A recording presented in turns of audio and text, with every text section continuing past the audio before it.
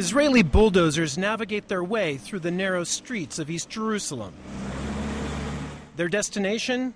This Palestinian house that city authorities say was built without a permit. Relatives of the owner look on in anguish as the family house is destroyed. It is scenes like this and Tuesday's announcement of almost 900 new homes for Israelis in East Jerusalem that has the Obama administration calling foul again. We object to this, and we object to other Israeli practices in Jerusalem related to housing, including the continuing pattern of evictions and demolitions of Palestinian homes. And the American protest is falling on deaf ears again.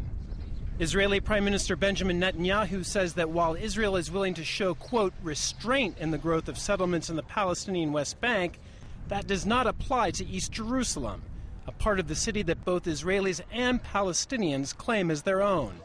Netanyahu has plenty of support for his stand. The people in Israel are united about Jerusalem, and the Prime Minister is representing us on that issue, saying to Obama, do not talk with me about Jerusalem.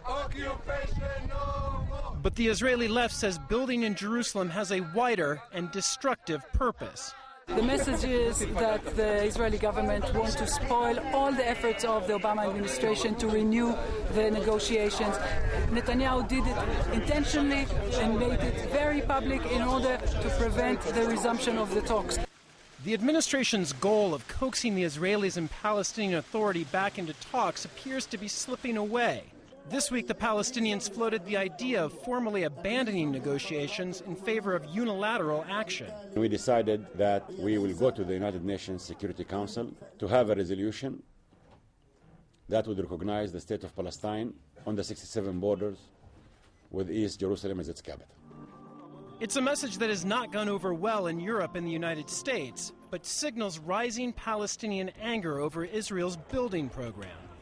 Anger that Washington worries could make the prospect of violence far more likely than that of negotiations. Kevin Flower, CNN, Jerusalem.